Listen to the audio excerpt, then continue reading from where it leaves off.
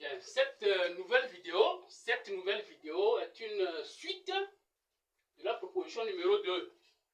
Nous sommes dans la logique des propositions que nous faisons à l'OTR dans le but de promouvoir l'entrepreneuriat formel et le civisme fiscal. Donc, nous avons eu un petit 1 que nous avons déjà présenté. Donc, ce petit 2 est la suite directe du petit 1. On aurait pu faire ça en bloc, mais c'est pour des raisons de la durée de la vidéo. Alors, il est question de quoi? Quelques exemples d'allègement des charges fiscales. La proposition en soi. Nous avons parlé autour de ça, etc. Mais de façon concrète, en quoi on peut alléger les charges fiscales? Nous allons toucher donc 3 points. Il y a bien d'autres points où on peut alléger. En tout cas, ceux qui sont du domaine, j'estime qu'ils connaissent mieux que moi.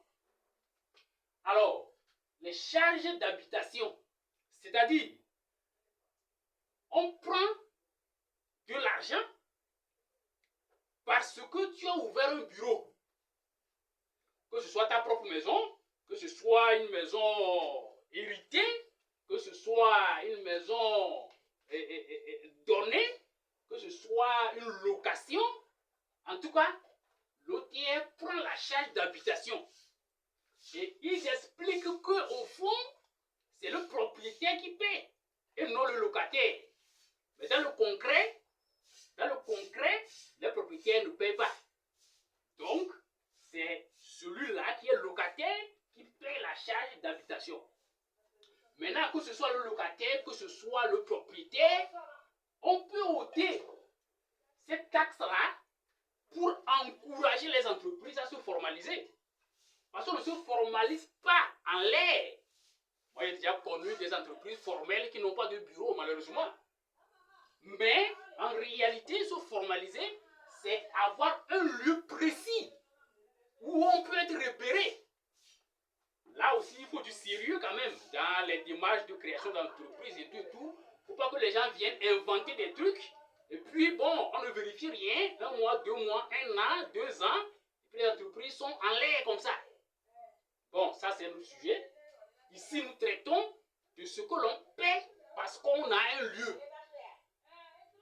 Une entreprise assise, ça se comprend. Mais une entreprise qui est en train de se chercher.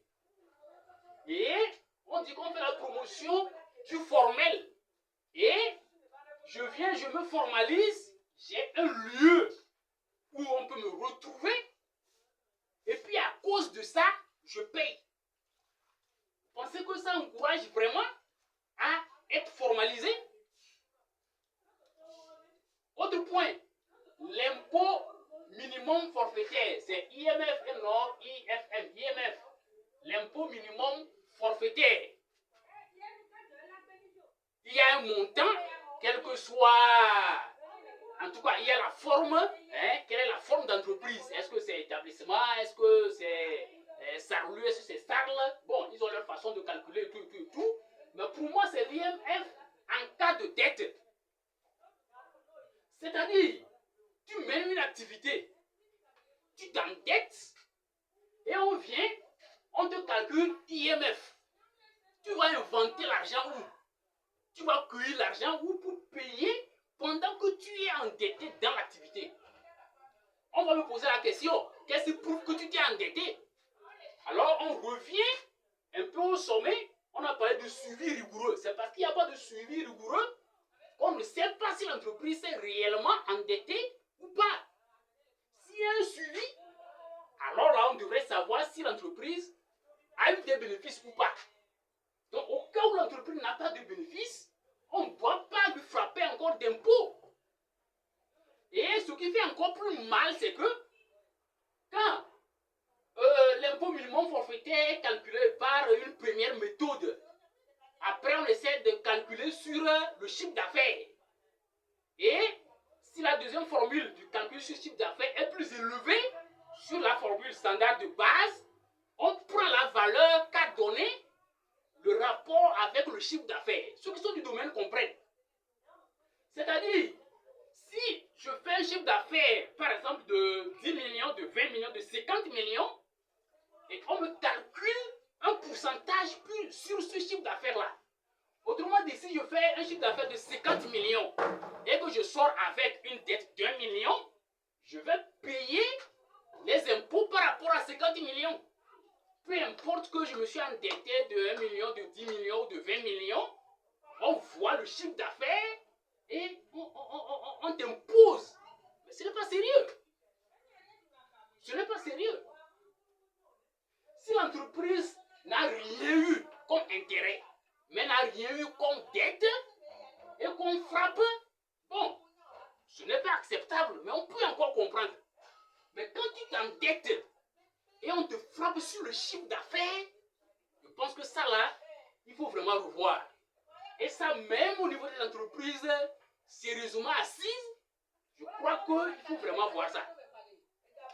Ceux qui sont du domaine comprennent très bien ce que je suis en train de dire. Et nos amis de l'OTR comprennent mieux que quiconque.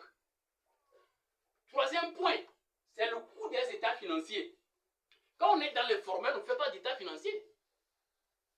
Mais quand on est dans le formel, on présente des états financiers. Et ce n'est pas on se lève et puis on fait ses comptes et puis voilà.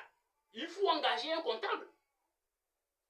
Et si le comptable n'est pas en même temps un comptable agréé, il faut après faire un travail dans un cabinet pour sortir les états financiers qui puissent être valables, qui puissent être considérés par l'OTR. Et c'est beaucoup d'argent. Je m'endette par rapport aux activités menées. Je m'endette pour faire état financier et jamais. Et je m'endette encore parce qu'on m'a frappé d'impôts et je dois aller encore m'endetter pour venir payer. Dans ça là, est-ce qu'on fait la promotion du formel? Voilà, ces trois éléments que j'ai notés. Et je dis bien, il y a bien d'autres éléments par rapport auxquels eux-mêmes, vous-même là, vous savez qu'il faut revoir pour assainir l'écosystème entrepreneurial, pour faciliter un peu les choses aux jeunes entreprises qui essayent d'émerger. Je vous remercie.